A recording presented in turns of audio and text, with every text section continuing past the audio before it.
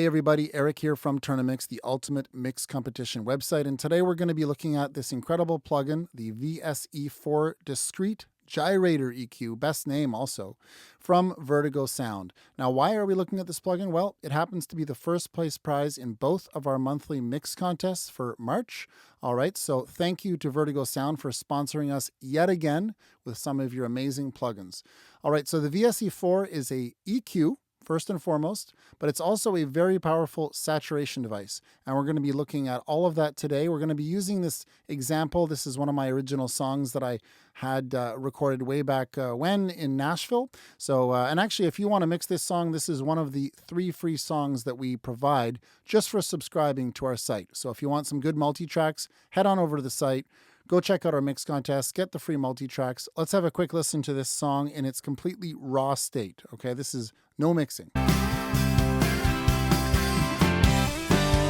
I know I don't believe anything that you say. Hoping and praying that you would be my...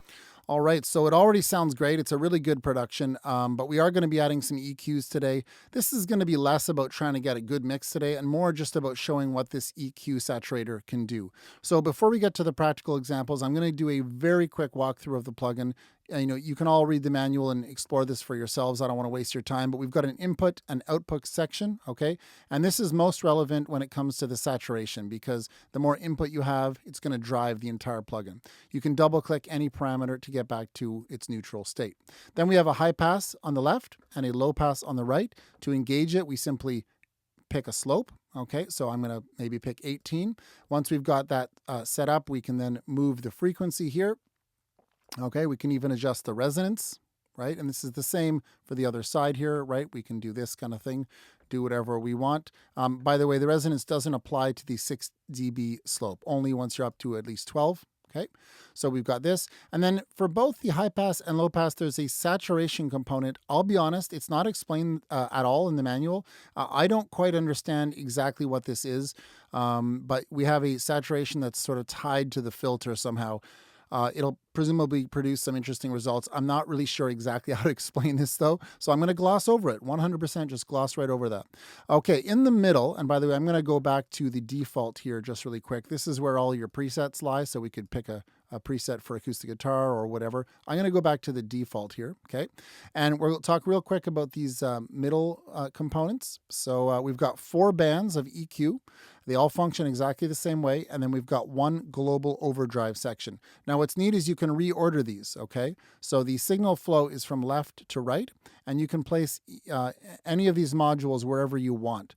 Now, reordering EQ moves is a bit of a funny concept. I don't know why, for example, putting a 500 hertz cut after a 200 hertz boost would matter. I think it applies mostly to the saturation that lies within each band because, for example, if you put all of your overdrive at the start of the chain and then do your EQ, it is different than if you were to put it after the EQ. And the same would apply for any band here that has saturation. All right, so let me just show you how this works. To turn on or off each module, we simply have this little clicker here. Okay, then we can select what it wants to be. This one is a bell right now, but we could select, a band pass or whatever. I'm going to put it back to bell for now. All right, then we've got our gain, which simply adds gain, and you can see that the screen kind of restructures itself or resizes itself depending on how much gain you add. You've got up to 20 dB, which is quite a bit. All right, if you're mastering, you might want to stay in the first screen, which is up to 6 dB. Okay, then we can do our Q control, which is fairly standard. We can adjust where we want to center this filter, right? And then we can also saturate, and this is where it gets neat, each band. So this is a saturation that applies only to this band.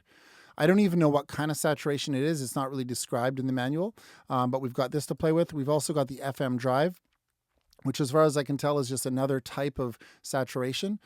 It's again not terribly clear as to what exactly it is behind the scenes, but I think the FM stands for frequency and modulation. All right, so we've got 2 creative controls here to play with per band, and then again we can reorder them as we see fit. So that is a very quick run through of how the plugin works. I want to get to actually showing it in action, so let's do that now.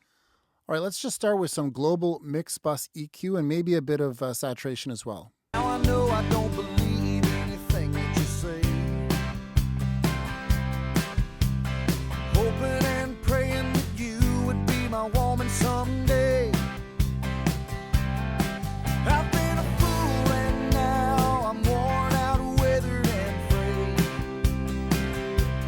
So already I think that sounds great. It's a really smooth high end. Like this is over 2 dB at 5K, but it sounds extremely smooth. Let's turn it off and turn it back on. Now I know I don't believe anything that you say.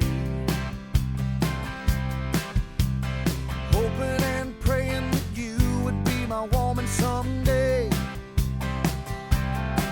I've been a fool and now I'm worn out, weathered and frayed. Guess I'm gonna have to make a brand new start today. Yeah, it just makes it sound a little bit more, closer to a final product. I mean, this is only one EQ on the entire mix. Let's try adding a bit of overdrive, and often with drive we'll get more gain, so I'll try to compensate if we hear an increase. Here we go, overdrive. Now I know I don't believe anything that you say. Hoping and praying that you would be my woman someday. And I didn't mention it earlier, but you can change the overdrive from soft to hard, which will just give it a different characteristic. Let's leave it on soft for now. Now I know I don't believe. And I'll turn it up all the way so you can really hear it. Now I know I don't believe anything that you say. So there we can hear the kick starting to really distort, so that's probably too Now I much. know I don't believe anything that you say. Hoping and praying that you would be my woman someday.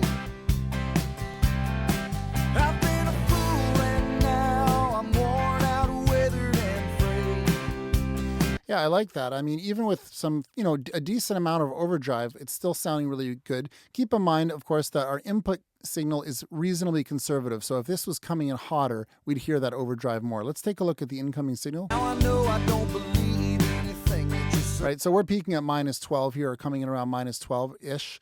So, if I were to lower the output and turn up the input, we'd hear the drive a lot more. Now I know I don't believe anything that you say.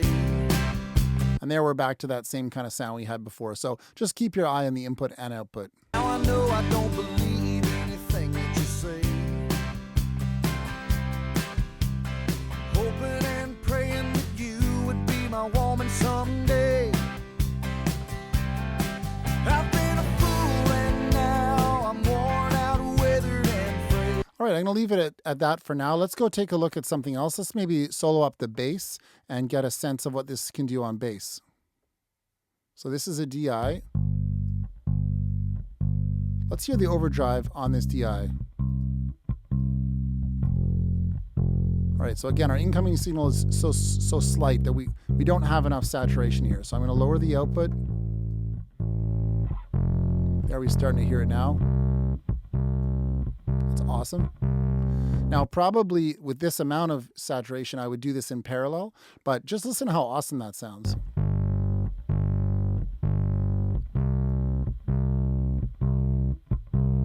Here's where we were.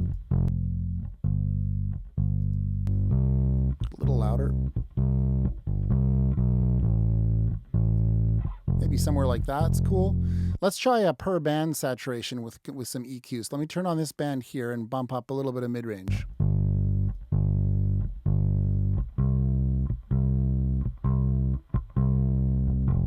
So that's a big bump at about 1K. Let's try saturating that band.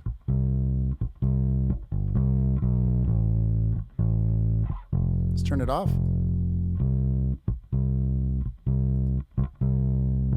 Very cool. Let's try the FM drive.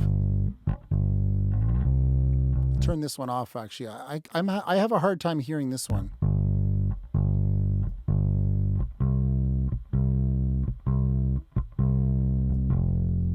It's cool, whatever it is. So here's where we were.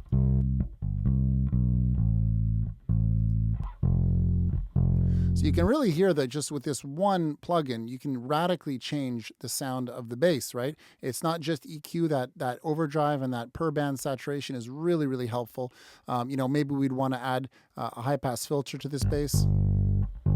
Just something maybe around 50 hertz. Maybe even a low pass filter. Let's try something up high here.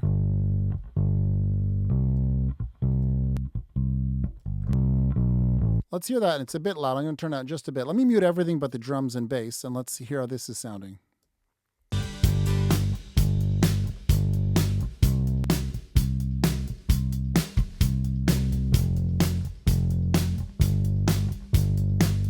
Yeah, it's cool. I mean, for this kind of song, I don't know if I'd want a growly bass like that, but I'm going to leave that as is for now. Let's take a look at something else. Let's go check out the kick. All right, so I'm going to pull open another instance here. There's only one kick mic with this production. Okay, so it sounds pretty good. Maybe we'll add a little gentle high-pass filter and try to get a little more warmth out of the low end. So let me just put this at something like 30. Let's go get a bell. Turn it on. You're on 60 hertz kind of thing.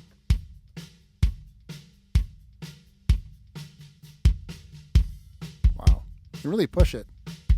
Here's off.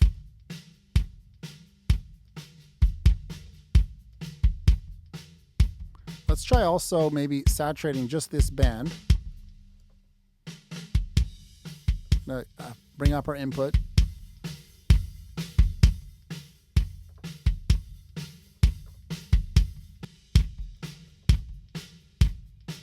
Let's turn that saturation off with our global bypass here.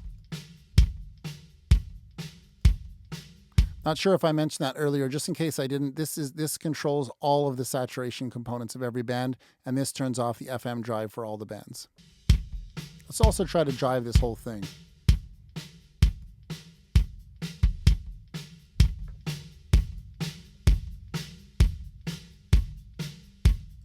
Here's where we were.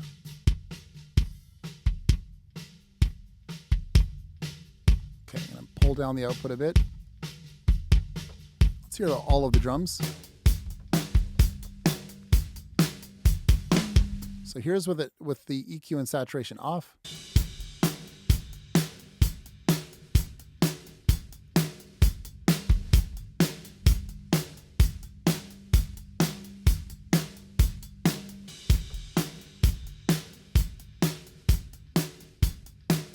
Yeah, all the energy is gone on that low end now.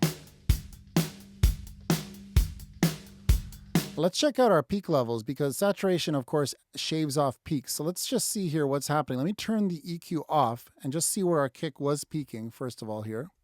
All right, so you can see minus 10.9. Let's turn it on and see what happens now. Okay, so now it's peaking at minus 12. So it's actually peaking, a full dB or more lower. It actually sounds much louder, too. Like here it is off again. Let's turn it on. Yeah, so that's actually sounding much louder. Let me turn that down some more.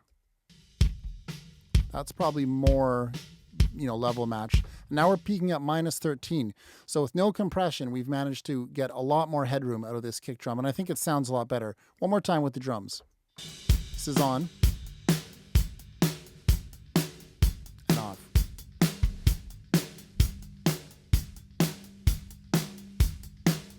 Very, very cool plugin.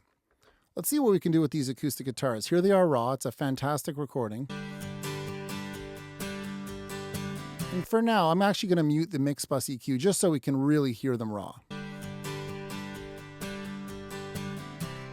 They sound great.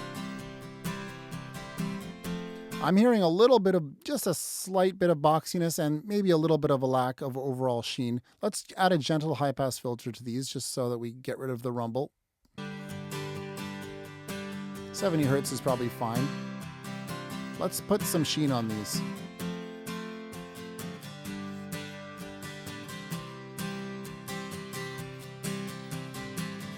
I'm going to try to saturate the high end. I don't even know what this is going to do. I'll bypass it here. I don't quite know what's happening there, but I like it. And I hear a little bit of a resonances in here somewhere. Let's just go check that out.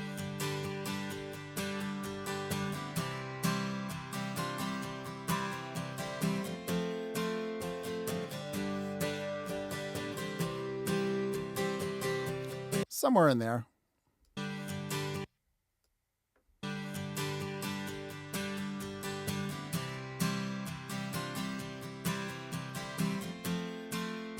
Off.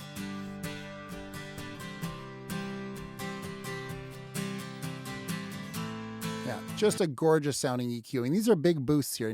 We're up to like 3.5 dB above 3K. Sounds super smooth.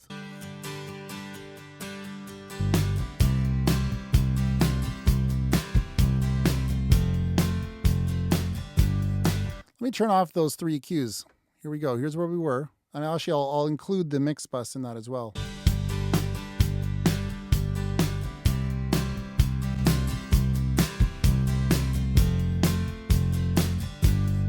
I apologize for the huge volume bump there. Try muting the bass.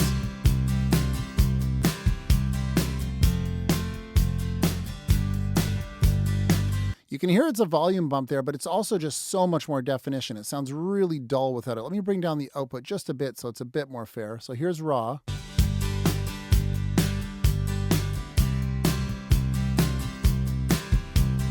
It really comes to life. So you can hear there's just so much potential with this thing. Let's go take a look at the lead vocal now. Let's hear it raw. Now I know I don't believe anything that you say. It's a really, really good recording of a great singer. This guy's name is Matt Dame. He's one of the top session singers in Nashville. Let's add a little high-pass filter to his voice just so that we don't have any weird stuff happening down low. Maybe, I don't know, 80 hertz, something like that is probably fine. Let's try adding some saturation and EQ to his voice, and I'll actually bring him into the mix. Now I know I don't believe anything that you say. Hoping and praying that you would be my woman someday. Listen to this, so nice. I've been a fool and now I'm worn out, weathered and frayed. I'm gonna bring up the input a bit. Let's try to go for a saturated sound just so you can hear it. Now I know I don't believe anything that you say. Right? Hoping and praying that you would be my woman someday. Just have so much flexibility with the tone. I mean, this combined with one compressor could be your whole vocal chain. Let's hear it in the mix. Now I know I don't believe anything that you say. Bring down the overdrive a bit. Hoping and praying that you would be my woman someday. I've been a fool and now I'm worn out. Right? I'm gonna add just a bit of reverb to his voice just to make it sound a bit more like a song. Now I know I don't believe anything that you say. Hoping and praying that you would be my woman someday. Yeah, I really like that. Let me turn the EQ off and the saturation. Now I know I don't believe anything that you say. Now I know I don't believe anything that you say. Hoping and praying that you would be my woman someday. Turn him down a bit. I've been a fool and now I'm worn out, weathered and frayed. Guess I'm gonna have to make a brand new start today. Awesome, I love that. Now the other instruments in this production are so well recorded that for the most part I don't think they're going to need much work, especially the organ and the piano. I'm just going to bring those back into the mix here. Let's go take a look at these guitars maybe, like this intro guitar. I mean, it sounds great. It could probably use a little bit of mid-range kind of bump. Let's see how it sounds here.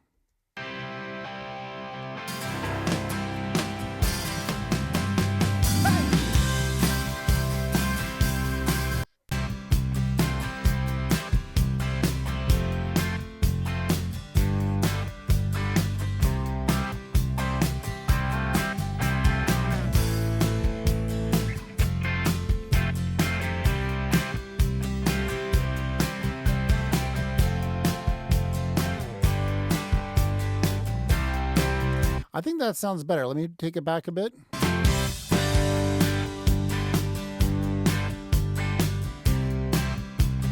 kind of lost.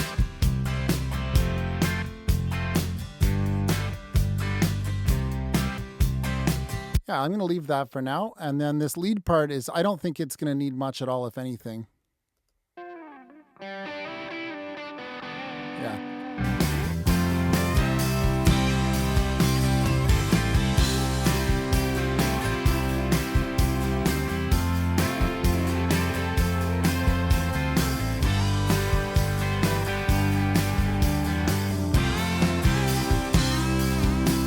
And you can hear like the song is starting to come to life. You know, we haven't added any compression.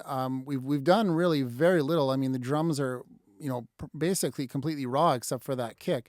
But things are already sounding really good. Let me take it back to the verse. Hoping and praying that you would be my woman someday. go back to the mix bus processing that we did at the start and see how that's affecting everything. We'll start with it on. I've been a fool and now I'm worn out, weathered and frayed. Guess I'm gonna have to make a brand new. Yeah, that was a big one. That really perks up the entire mix. So there you have it. I'm probably going to leave it at that in terms of examples. You get the idea. This thing is super powerful. We didn't even get into any type of parallel processing today, which we certainly could have. You know, we could have tried adding way more fuzz and overdrive in parallel to the bass or to the lead vocal or whatever.